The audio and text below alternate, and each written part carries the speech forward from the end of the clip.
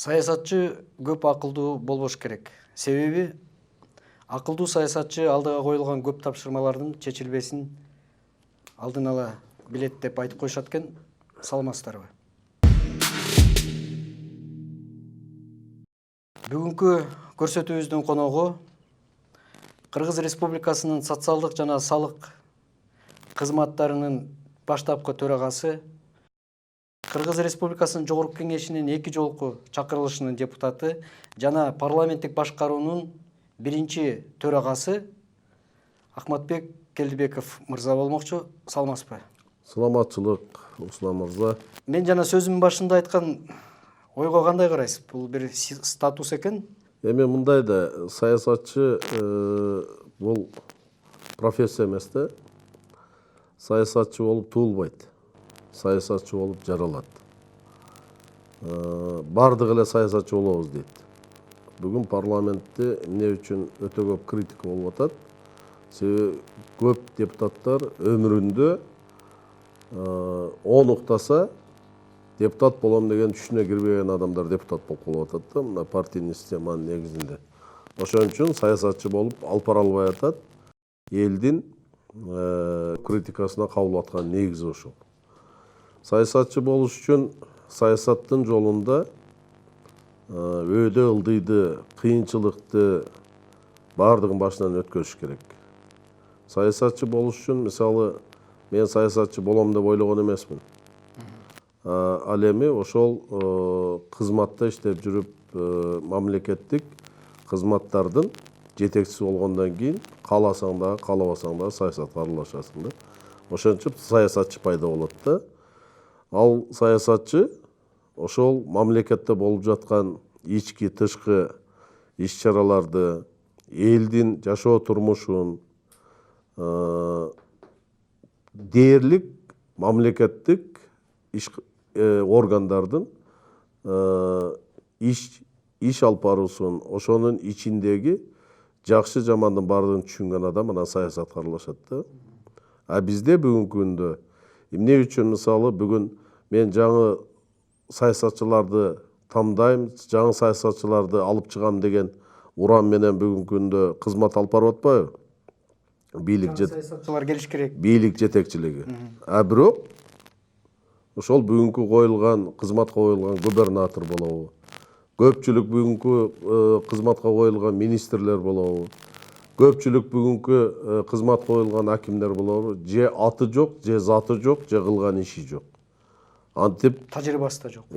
Бунун баардыгы ошол тажрыйба жоктугунан, саясатты билбегендиктен бүгүнкү терс көрүнүштү же болбосо башаламандыктын баардыгы ушунун результаты болуп эсептелет да. Эч качан искусственный саясат жасаганга болбойт. Саясатчы болгонго да болбойт, э? Саясатчы искусственный болгонго да болбойт. Мына мисалы мурунку парламенттик чакырылышта эл депутаттардын 99%-ын билчү. Атынан, затынан, аны иштегенинен, туурабы? Туура. А бүгүнкү күндө мен деле мына саясатта жүрөм. Мен парламенттин 20%-ын гана тааныйм, 80%-ын тааныбайм. Бул эмнеден? Бул ал адамдардын күнөөсү эмес. Ал адамдардын өмүрүндө айтып атпаймынбы, 10 уктаса түшүнө кирбей саясатка келип калышынан негизи. Бул саясатта тажрыйбасы жок. Саясатта жүргөн эмес. Алар мүмкүн жакшы адамдардыр. Бирок саясат деген ушундай болот. Анан искусственный саясатчы кылам деген бул өзү туура эмес. Ахматбек мырза, сиз азыр жакшы бир ойду айттыңыз да, бирок мен жана саясатчы сөзсүз тажрыйба болуш керек саясатчыда деп атпайсызбы? Турмуштук тажрыйба болуш керек, кызматтык тажрыйба болуш керек, ар бир этапты басып өтүш керек. Анан саясатчы атайын болбойт, ошентип олтуруп анан саясатчыга айланат деген ойду айтып атасыз да. Бул менимче абдан туурабай. Эми сиздин жана өмүр таржымалыңызды карасак, сиз Россиядан бүткөн экенсиз окуу жайды. Анан могул карьера деп коебузбу, жумуш жолуңузду баштаганда сиз ошол эсиңизде болуш керек, Советтер Союзу жаңы урайын, урабайын деп турган убакта, анан кийин Горбачевдун жана кайра куруу реформа деген бир процесси башталган убакка туш келип калган экен да. Сиз кантип ойлойсуз? Эгерде Советтер Союзу урабаса, бүгүнкү Кыргызстандын абалы же болбосо ошол убактагы Советтер Союзунун абалы кандай болмок да? Мен муну эмнеге айтып атам? Азыр биздин ошол Советтер Союзунун моделинде калып калган Кытай эл республикасы азыр биз билебиз дүйнөдөгү экономикалык болобу же башка бир немеде болобу лидерлердин бирине айланды да. Эми мындай да, Советтер Союзунун курашы ал бир күндө эле курап калган жок да. Акыркы мисалы ошол 5-6 жылдын ичинде 85-жылдан баштап экономика шарты ошого алып барды, социалдык шарты ошого алып барды, элдин турмушу ошол кураганга алып барды. Эгерде ушудан Кытай мамлекети туура тыянак жасады дагы, баягы пландоо башкармасын экономика, рыночтык базар экономикасын чогуу киргизди дагы, ошол шартта мамлекет сактап калды. Мамлекет сактап калып, сиз айткандай, бүгүнкү күндө Кытай мамлекети дүйнө жүзүндөгү 3 күчтүү мамлекет болсо ошонун бирөөсү да. Ал эми бизде ошол мезгилде Горбачевдун учурунда базар экономикасын киргизгенге аракет кылды. Көбүрөөк сөз менен болуп калды. Көбүрөөк сөз менен болуп калды. Анан себеп дегенде ошол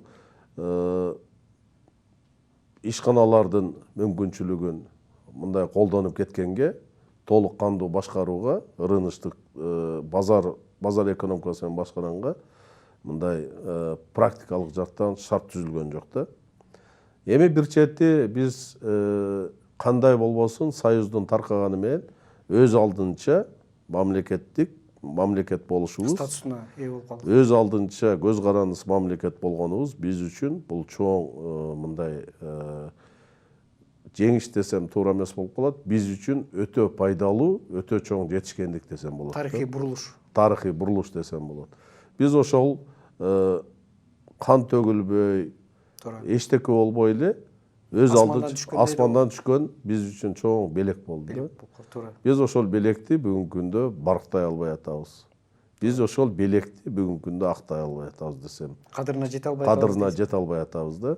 Себептен да Кыргызстан өзүнүн жаратылыш шарты боюнча, өзүнүн мүмкүнчүлүгү боюнча эң жакшы ушул мурунку Советтер Союзунан таркаган өлкөлөрдүн нефтибиз жок болсо да жакшы жашаганга мүмкүнчүлүгүбүз бар да, шартыбыз бар. Бирок ошону биз элге буруп иштете албай атабыз. Бул Кыргызда бир жакшы сөз бар да, сиз аны жакшы билесиз. Олтурганда эле эрге кыйшык олтурган депчи. Биз эмнеге жана Кытайды Советтер Союзунан баштап атабыз? Булар эми өтүп кеткен өткөн чак болуп калды, бирок ошондой болсо деле сиздин могул карьераңызда мамлекеттин күрөө тамыры болгон, негизги өзөгү болуп турган салык кызматы, анан социалдык жанагы камсыздандыруу деп коебузбу, фондун жетектегенсиз да. Бул эки тармак менимче мамлекеттүүлүктүн өзөгүн түзөт. Себеби кай жактан каражат келет, ал каражатты кандай кылып туруп бөлүштүрүп бериш керек туура. Анан сиз айтып аткан ошол пландуу экономикадан биз базар экономикасына өттүк, бирок биздеки болгон ишканалар, мына Ошто жибек комбинаты бар болчу, Кездеме комбинаты бар болчу, насос заводу бар эле. Насос заводу да, эми булар жанагы чоң ишканалар. Бишкекте болсо, менин угушумча керек болсо ракетага колдонулчу тетиктерге чейин чыкчу экен. Туура. Трактор, машина, жанагы айыл чарбасына керектүү техникалардын баарын чыгарган Токмоктогу. Кара Балтада болсо жер кен байлыктарын иштет. Биз эмне үчүн ошолорду туура колдоно албай калдык?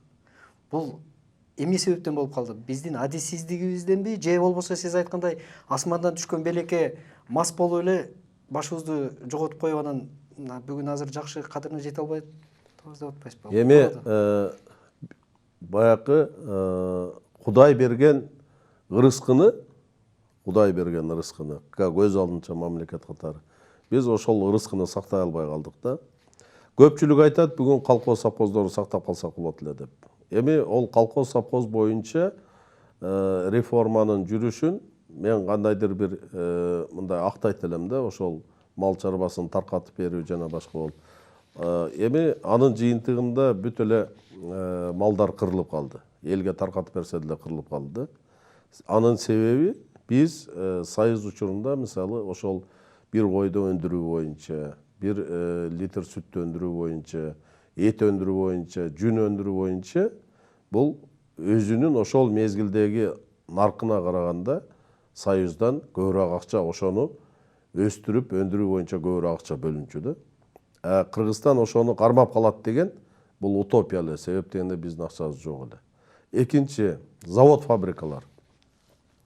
Завод фабриканын баарын талкаладык. Песак деген программага кирдик.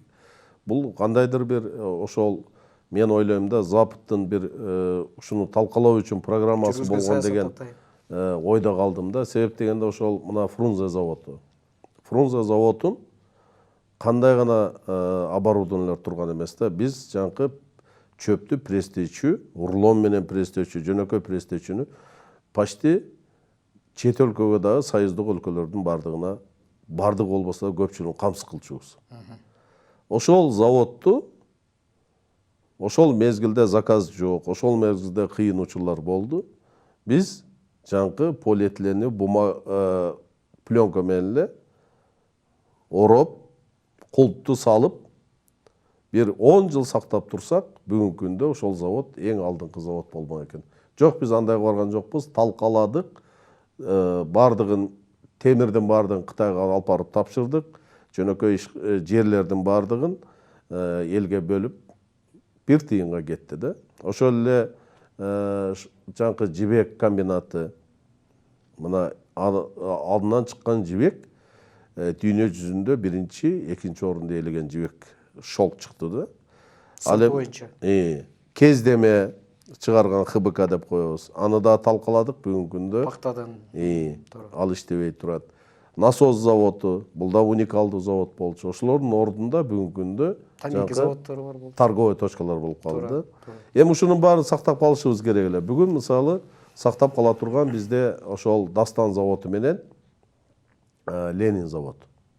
Ушул эки заводду дагы бүгүн четинен кыркып, үй сала коюп, эптеп бир аракет болуп атат да.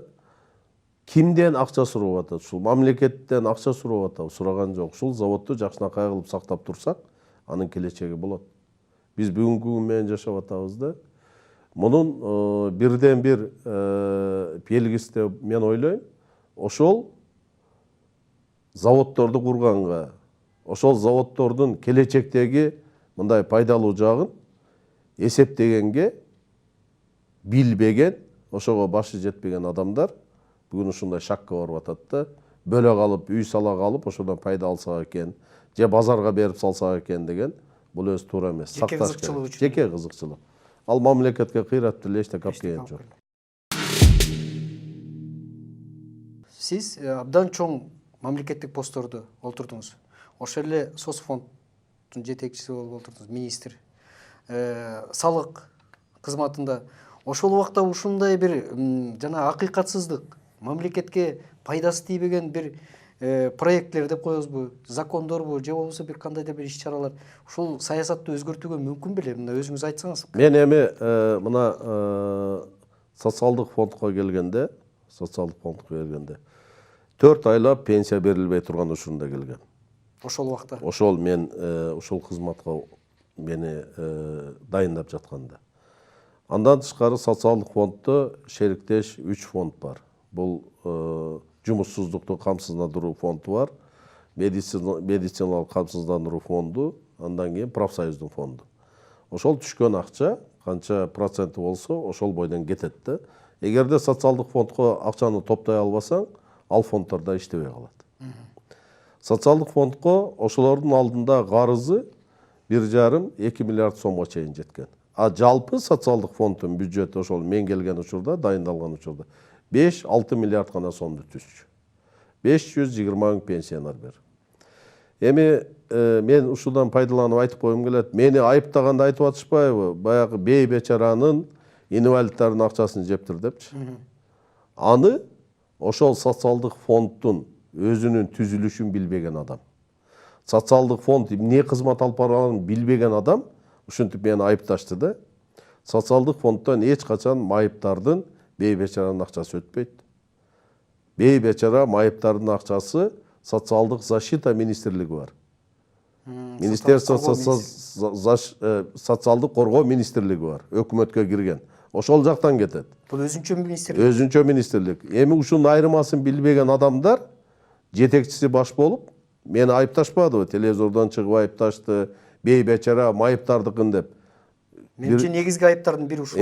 Аны сурап койгон жок. Бей бечара майыптар каяктан каржыланат депчи. Аны түшүнбөгөн адамдар ошону сүйлөп чыкты да. Эми ал мезгилде мен айтканга шартым жок эле. Бүгүн мына айтсам болот да. Социалдык фонд бул пенсияга чыккан адамдардын негизги кызматы пенсия менен камсыз кылуу.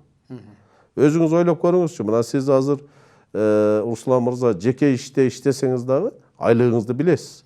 Ишке келип атып туруп контрактка кол коесуз, паланча айлык алам деп. Эми ойлоп көрүңүз, 520 миң пенсионер ар бири өзүнүн пенсиясын билет. Ошону урдап жегенге болобу? Сиздин айлыгыңызды сиздин жетекчиңиз урдап жей алабы? Жей албайт да. Сиз айтасыз да, мага 10 миң положено айлык, 10 миңди бересиң деп. 10 миңге кол коесуз. Социалдык фондду мен 2 жыл 7 ай иштедим. 2 ай 7 жылдан кийин мен кетип атканда биз ушу коллективпен ушундай чоң жетишкендикке жетиштик. Пенсия ай сайын акчалай берилгенге жетиштик. Жаңкы өнөктөш фонддордун түшкөн акчасы түшкөн күнү өздөрүнө которулуп жатты. Карыз коланын бардыгын жаптык. Май менен пенсия берүү, ун менен берүү, туз тамеки менен берүүнүн бардыгын жойдук. Токтоттук. Ал эми мен кетип атканда биздин расчетный счетто 700 миллионго чейин ашыкча акча калтырып кеткенмин мен. Бирок ошого карабастан мени айыпташпадыбы? Жаңкы бей бечара майыптар деп социалдык фондко тиешеси жок нерсени телевизордон айтышып, өздөрүнчө ушундай Кыргызстандын патриоты болуп сүйлөп, мени айыпташты. Бирок анын тиешеси жок эч кандай. Экинчи, салык кызматы боюнча. Салык кызматында мен 1 жыл 3 ай иштедим. 2008 жылы эсиңизде болсо, бүткүл дүйнөлүк экономикалык кризис болгон. 2008 жылы мен октябрдын аягында ушул кызматка келдим. Мен келгичең мамлекет, өкмөт, парламент жаңы салык кодексин кабыл алган эле. Ал боюнча эгерде мурун салыктын ошол жалпы республикалык бюджетке түшө турган, мамлекеттик бюджетке түшө турган 16 түрү болсо, жаңы салык кодексине байланыштуу 8 түрү гана калган. НДС 20% болсо, мен келгенде анын ставкасы 12%га кыскарган. Билесиз. Подоходный деп коет, киреше салыгы. Ал 20% болсо, аны 10%га түштү. Прибыль деп коет. Ал 20%дан 10%га түштү. Мүлк салыгы кирди. Мүлк салыгы эсиңизде болсо, ошол киргенде элдер дуулдап, чуулдап, ошол мезгилде президент Бакиев эле 1 жылга отсрочка берди мыйзам менен. 1 жылга моратория киргизди. Биз ошого карабастан 2009 жылы, 2008 жылы кризис болуп атса да, 2009 жыл, 2008 жылга салыштырмалуу 130%га чейин өсүш бердик. 130%. Бул кагазда эмес, цифрада эмес, бул практика. Бул накталай акча. Накталай акча. Эми мен айыптаганда кантип айыпташты? Ушу салык системасында мисалы июнь айында 2 миллион 300 миң сом азыраак түшүп калыптыр деп айыпташпадыбы? Бүгүнкү күндө 5 миллиард, 10 миллиард түшпөй атат. Эми анын үчүн айыптабайт да. Анын үчүн выговор бериши мүмкүн. Бирок эч качан өткөн айга кийинки айды салыштырбайт. Экономиканын тили менен алганда ар бир айды өткөн жылдын ошол айына гана салыштырат да. Өткөн жылдын айына карачы канча эсе көппү, азбы? Өткөн жылга салыштырмалуу биз өсүштү 140%га чейин бергенбиз ошол салык боюнча, патент боюнча. Эми мен соттор менен сүйлөшкөндө деле айтты да, биз уялып атабыз. Следователь деле айтты.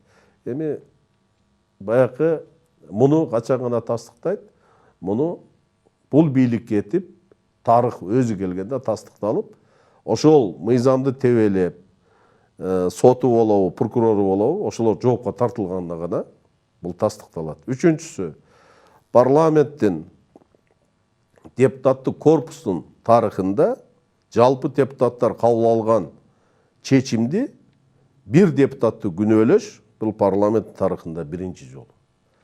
Депутат мыйзам боюнча, бул конституциялык мыйзам. Депутат сүйлөгөн сөзүнө, добуш бергенине, кабыл алган маселеси боюнча жоопкерчилик эч качан тартылбайт. Бул мыйзамдын каралганы. А бирок ошого карабастан мени эптеп каралаш үчүн алып барып камап, ушундай жоопкерчиликке тартышты. Бул дагы парламент тарыхында биринчи жолу жалпы депутат кабыл алган нерсени бир гана төрага жоопкерчиликке тартты. Төрага эч качан жалпы парламент кабыл алмай сайын төраганын ошондой эле бир эле депутаттык голосу бар, мандаты бар, бирөө. Ал бир мандаты менен эч качан чече албайт. Жалпы депутаттын көпчүлүгү кабыл алганды төрага кол коет. Ол кол койгонго милдеттүү. Эгер ошол жерде жалпы парламент кол коюп, бүгүн биз согуш ачышыбыз керек деген чечим чыгарса, төрага ошону кол коюшка милдеттүү. Эгерде кандай гана чечим кабыл албасын парламент, мыйзамга жатабы, мыйзамга жатпайбы, төрага кол койгонго милдеттүү да. Ошон үчүн эми муну тарых тастыктайт, тарых ордуна коет. Сиз азыр мен алдын ала берүүчү суроого жооп берип койдуңуз. Бул, конечно, абдан жакшы. Ошол сизге коюлган айыптоолор боюнча коррупциянын, кызмат абалынан кыянаттык менен пайдалануу деген алардын негизги немеси ошол жана салык кызматында иштеп турганыңызда, анан парламенттин төрагасы болуп турганыңызда парламент аралык эмес, парламенттин өкүлчүлүгүн туура эмес ачкан деген бир. Эми бул менимче көрүүчүлөргө деле, жөнөкөй адамдарга деле түшүнүктүү болуп турат болуш керек. Бул бир эле сиздин себебиңизде эмес. Көп эле саясатчыларга бир түшүнүксүз айыптоолор менен ачылып аткан кылмыш иштери, коюлуп аткан дооматтар бул эң үстү менимче саясий куугунтук деген эле бир сөз менен айтылчу. Эми мындай да, Руслан мырза, бүгүн ошол мезгилде генералдык прокурор болуп иштеген адамдар, ошол мезгилде тооба кылбай таба кылган адамдар, менин коллегаларым атын атабай эле коеюн. Ошолордун бардыгы өздөрү ушуга келип түштү да. Эми ошол мезгилде мен айткан, мыйзамды карап койбойсуңарбы? Бул туура эмес го. Туура эмес коюп атасыңар, туура эмес кылып атасыңар дегенде эч кандай угуп койбой, Кудайдан кийинки адам катары өзүн сезишип, чечим чыгарган адамдар бүгүн ошол мен айткан нерселерге бакырып атышат. Туура эмес, мунун баардыгы саясат, мунун баары куугунтукта деп. Ал мезгилде өздөрү жасаганды, эми мен муну таба кылганым жок, тооба кылам. Эч качан бул менин башыма кайрылып келбейт деп бирөөгө жаманаттык, кыянаттык кылбаш керек. Кудайдан сөзсүз түрдө бирөөгө кыянаттык кылсаң кайтат. Эми мен жаңы сөзүңүзгө айтып коеюн, аралжы катары. Мына бүгүн дагы саясий куугунтуктар болуп атат. Туурабы? Ошол эле жаңкы элдик парламент деп, мына сизге окшоп бир комнатада эч кандай действиеси жок, бийликти ар кандай сөздөр менен критикалаган үчүн сүйлөгөнчө алып барып камоо деген бул туура эмес да. Туурабы? Экинчи, паланча моундай иш кылып злоупотребление деп коет. Кыянаттык менен мага коррупция деген статья колдонгон эмес. Кыянаттык кызматынан кыянаттык деп туруп, ал жерде кайсы мезгилде кыянаттык болушу мүмкүн? Ал жазылган эмес да. Булар ошол статьяны дежурный статья кылып алышты. Каалаганды, мисалы сиз могу стулду, отурган стулуңузду тиги жака жылдырып койсоңуз, эмне себептен сен жылдырасың, бул кыянаттык кызматыңан колдондуң деп туруп иш козгоп атат. Эми бул күлкүлүү да. Бирок канча адамдын тагдырын, канча адамдын келечегин балта чабып атат. Туура. Бул сөздү бир жерден окуп калдым. акыйкаттык жок мамлекетте гана кээ бир закондор абдан катуу иштейт деген Туура. эки ооз сөз менен. Туура. Эмне үчүн бүгүнкү күндө ошол мисалы мына жер үй боюнча бул кыянаттыкка жатпайт дейсизби? Бул түздөн түз кыянаттыкка жатат. Элдин байлыгын Мамлекеттин элдин байлыгы. Мамлекеттики. Абдан чоң А мамлекеттин ээси эл. туура. Экинчи, ошол эле жаңкы жаш балдарга берип аткан күбөлүк боюнча. Бул кыянаттык эмеспи? Ошол учкунда жасап, мамлекеттик ишканада тендерден утуп алган фирмага макул сен уттуң, бирок ошол учкунда жасалганды сен аласың дагы сатасың деп туруп киргизди, иш козгодубу? Козгогон жок.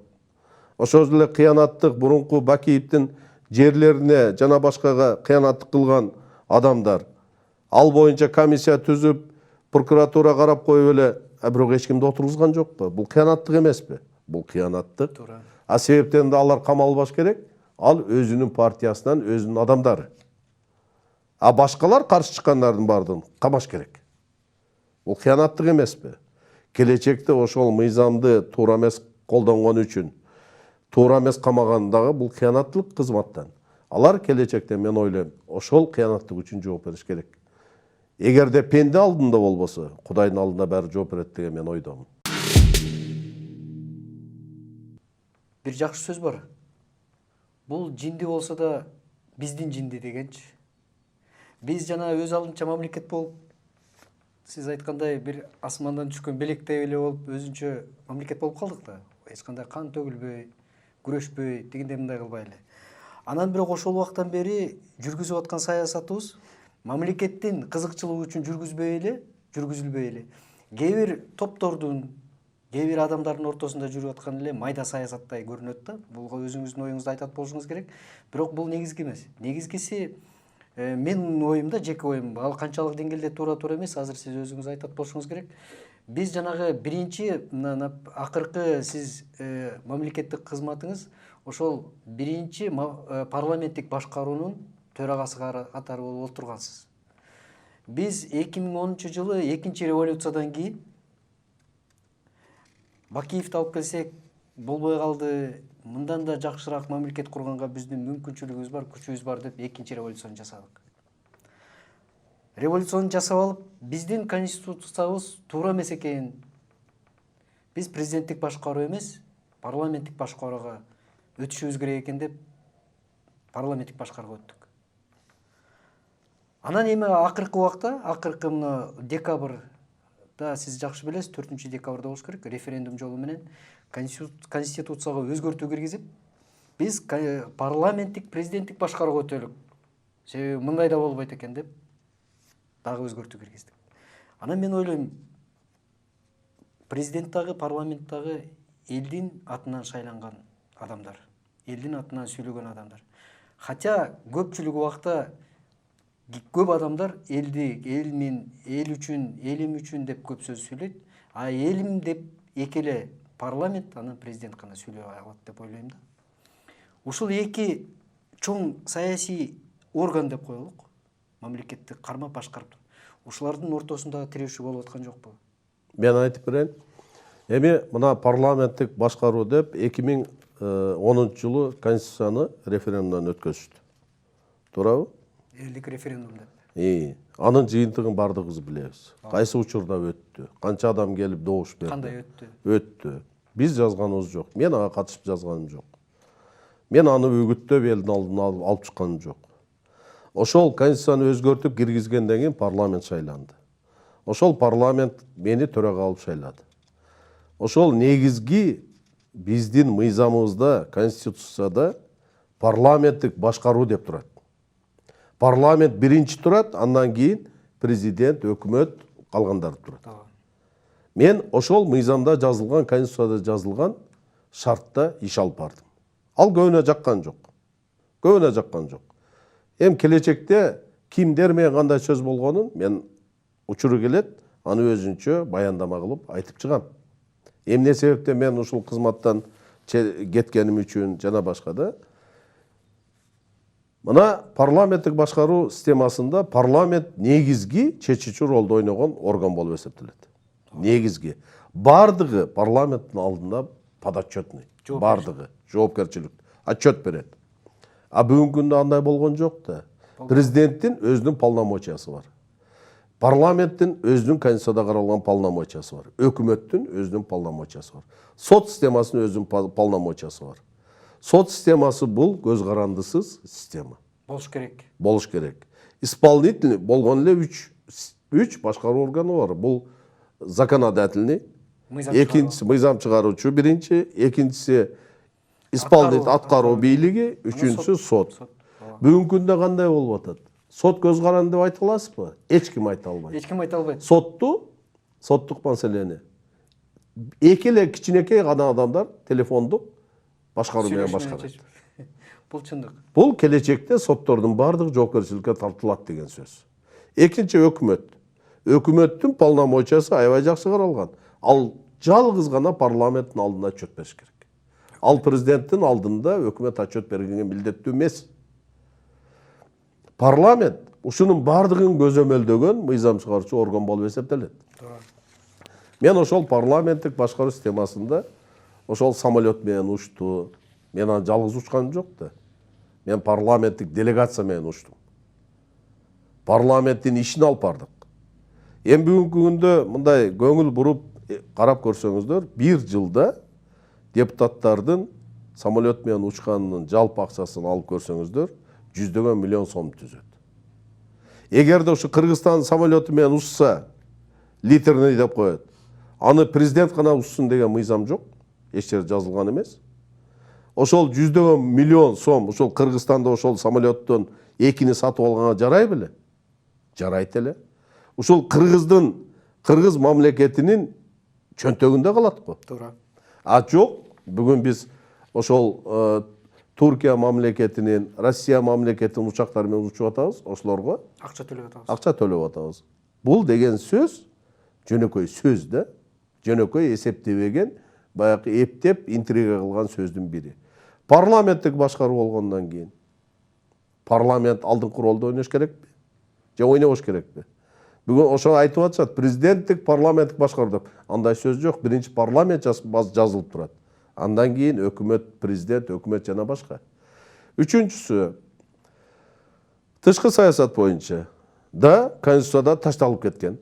Бирок тышкы саясат боюнча конституцияда каралбай калган деген туура эмес. Тышкы саясатты өкмөт алып барат деп кара менен ак кагазга жазылып турат. Президент эгерде кандайдыр бир акчалай келишимдерге кол кое турган болсо, ал өкмөттөн уруксат сураш керек. Негизи.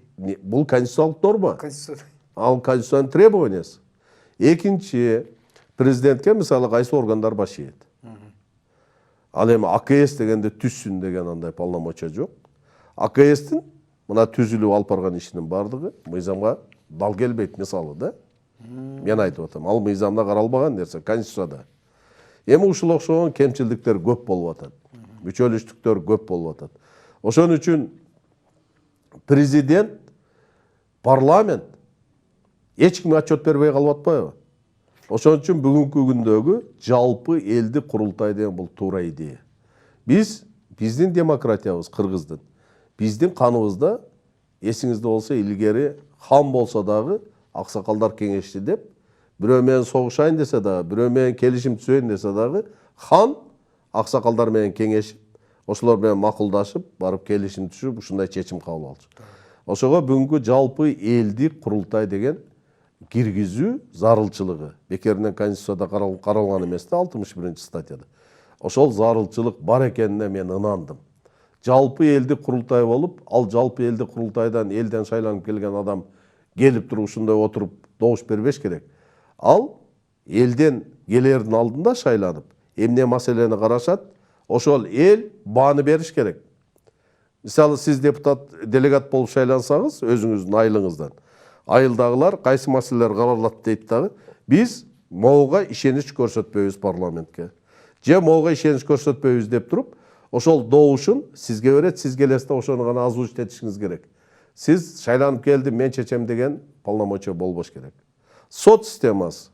Сот системасынын бардыгын эч кимге көз карандысы кылып, же эл шайлаш керек экен, элдин алдында отчет бериш керек, же жалпы парламенттен бардык сот, райондук болобу, областтык болобу, шаардык болобу, жогорку болобу парламенттен өтүш керек экен. Ошондо жоопкерчиликтүү болот экен. А биз жаңкы реформа деп коюп алып барып бир адамдын колуна берип койдук. Ал адам кааласа кандай чечим чыгарса, ошол чечимди аткарып атат да. Ошон үчүн биз бүгүнкү күндө кандай системада жашашты, сиз айткандай президенттик формада өттүк. Президенттик парламенттикте өттүк.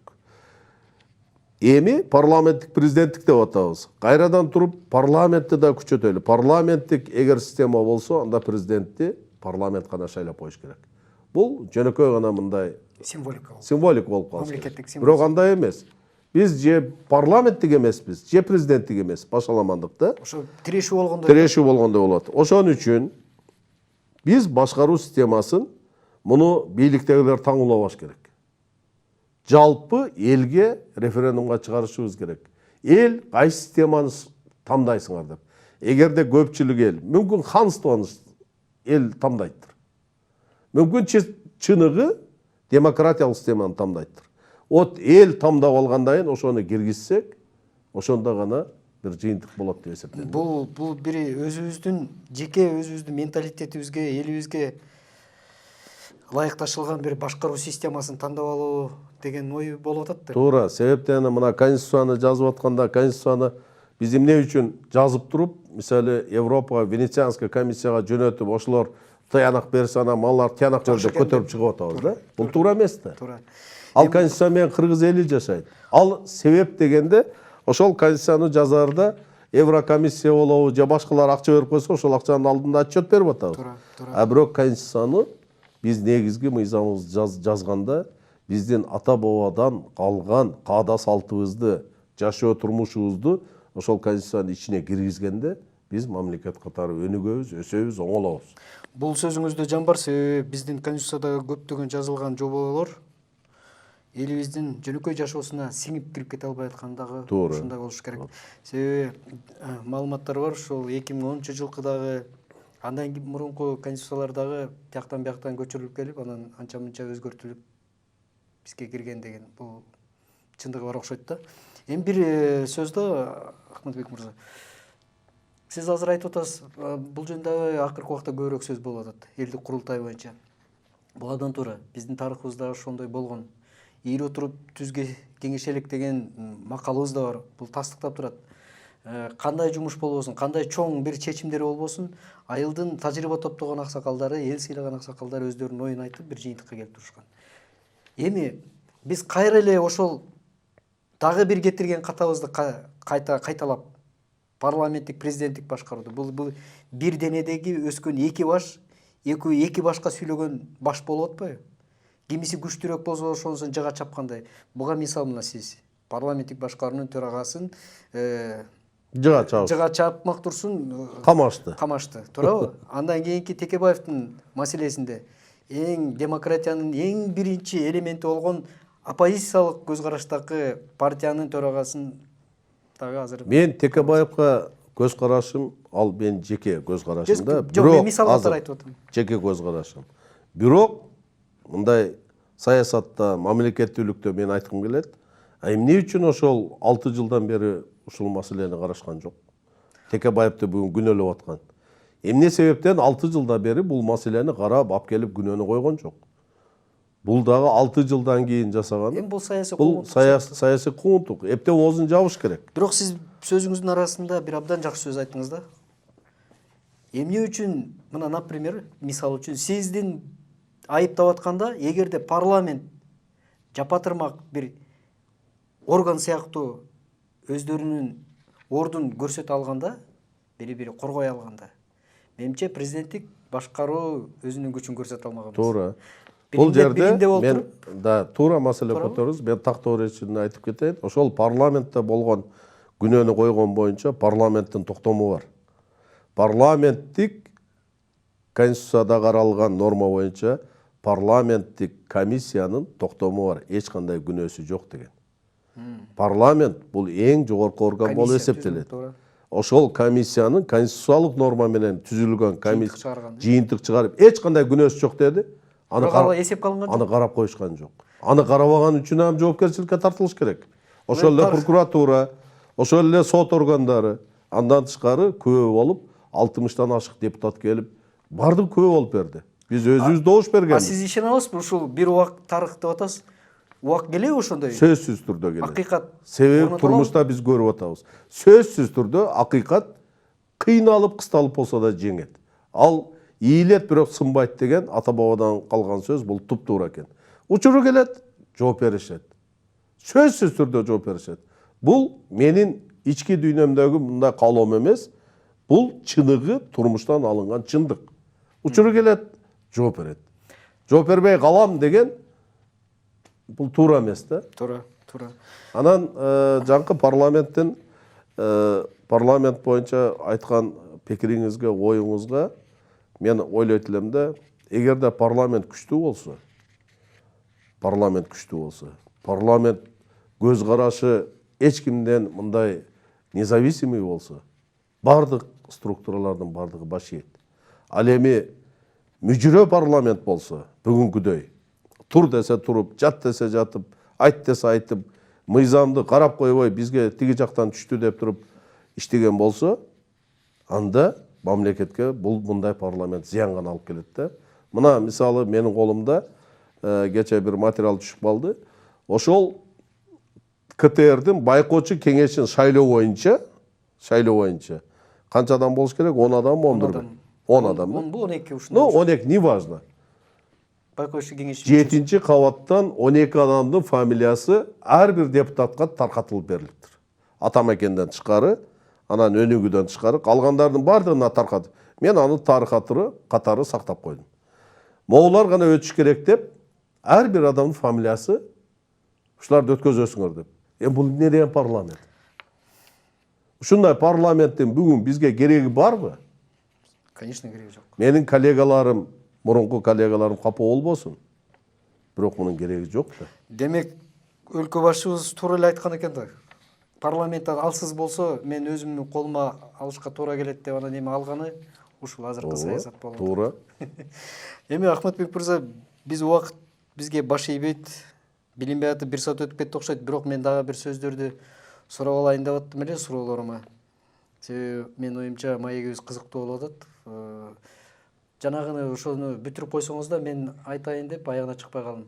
Парламенттик деле бул элдин өкүлү да. Ар бир жерлерден шайланып келген элдин үнүн аткаруу бийлигине жана сот бийлигине жеткизип, ошону көзөмөлдөп турчу орган, институт.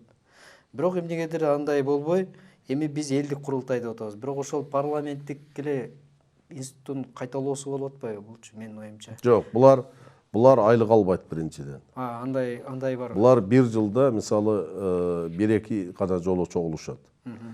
Эгерде андан сырткары чогула турган болсо, эсиле мамлекеттин ичинде кырдаал кандайдыр бир зарыл болсо, ошондо гана чогулат да. Булар айлык албайт. Булардын эч кандай жанкындай машинеси болбойт, кабинети болбойт. Бул элдин өкүлү келип Сунушкана бере алат турбайбы? Отчет алат. Президенттен отчет алат. Парламенттен отчет алат. Өкмөттөн отчет алат. Сот системасынан отчет алат да, канааттандырарлык же канааттандырарлык эмес деген гана бааны коет да. Бул элдин баасы болот. Биз амбицияны кайда алып барабыз? Парламент мен силерге баш ийет билем десе, президент эгерде мыйзам менен карасак, Конституцияда каралып турат 61 статья. Ошол Конституцияда бүгүнкү күндө турат, элдик курултай деп. Эгер мыйзамды кабыл алса, ошол мыйзам боюнча эгерде парламенттин иши канааттандырарлык эмес десе, анда парламент таркаш керек. Президенттин иши канааттандырарлык эмес десе, кайра президенттик шайлоо болуш керек. Өкмөттүн иши канааттандырарлык эмес десе, өкмөт таркаш керек. Бул элдин баасы. Бизде Конституцияда жазылып турбайбы? Бийлик, мамлекет элге таандык деп.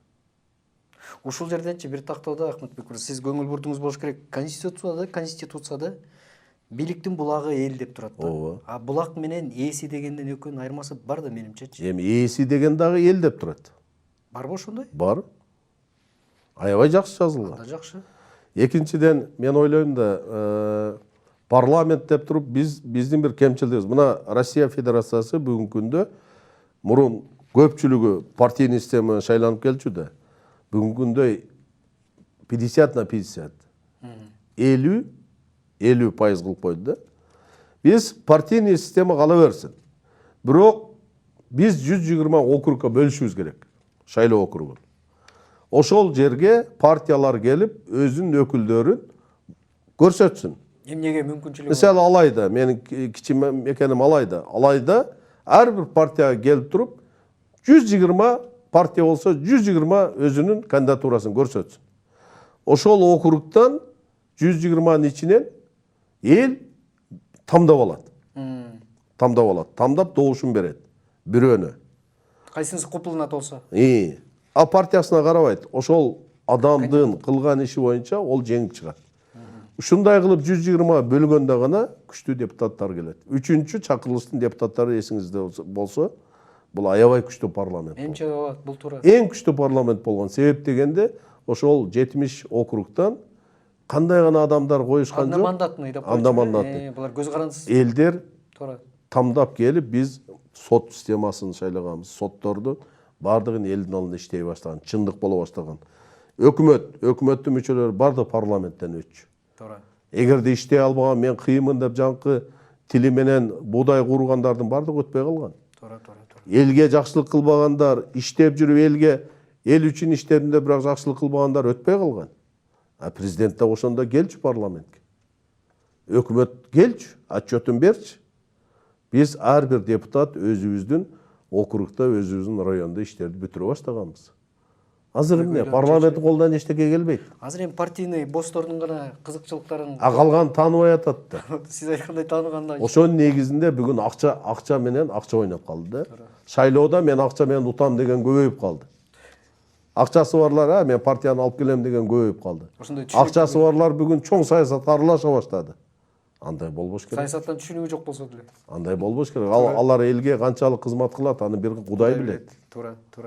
Эми сөзүбүздүн аягында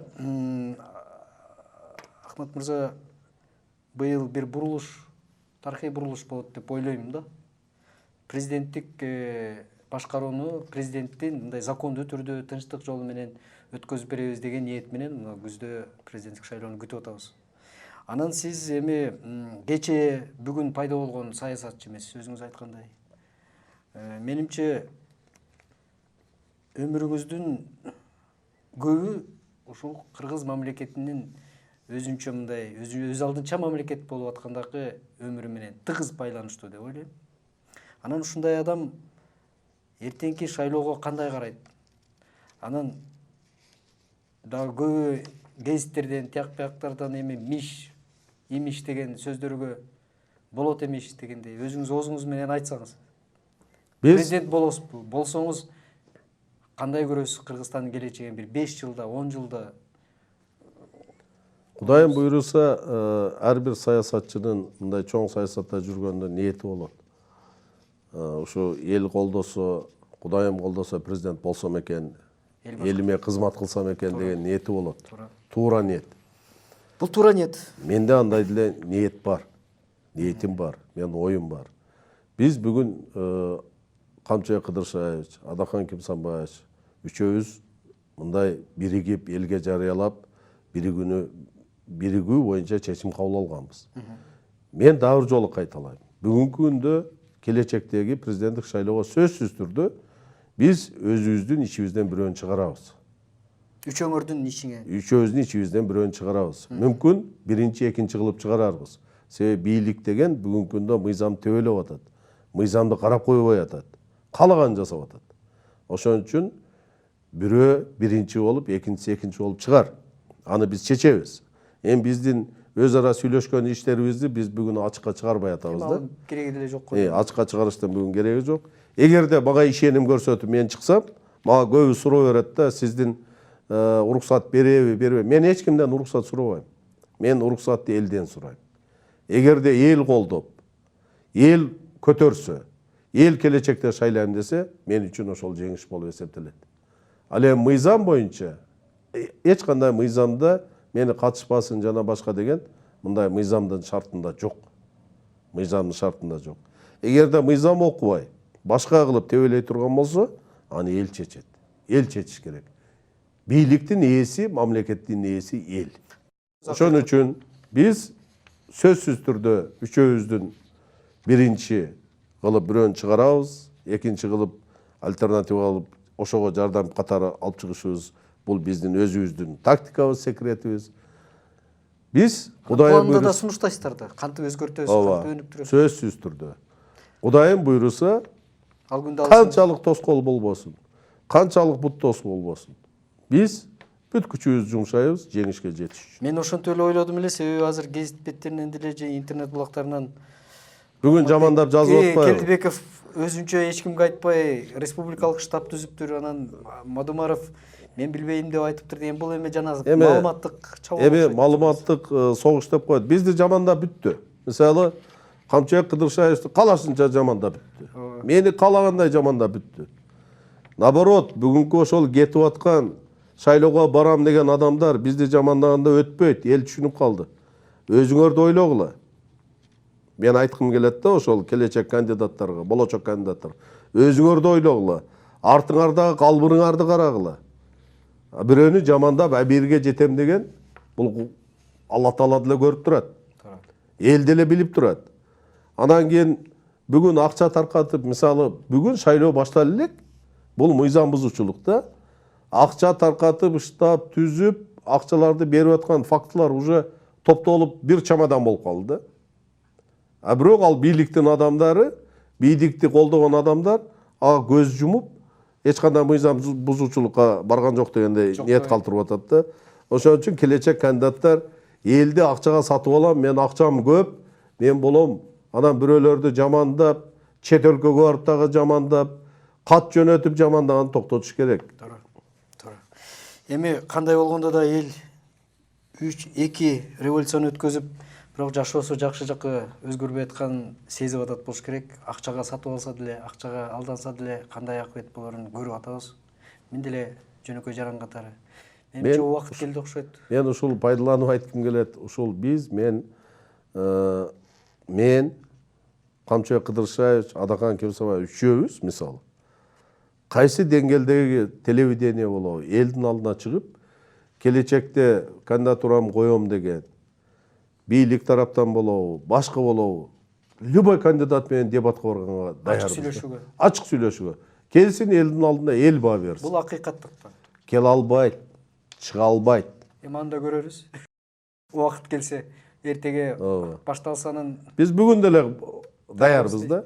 Пожалуйста, силердин ТВга келсин, сүйлөшкөнгө даярбыз. Элдин алдына чыгып. Андай мүмкүнчүлүк болот, ошондо маданияттуу түрдө. Туура.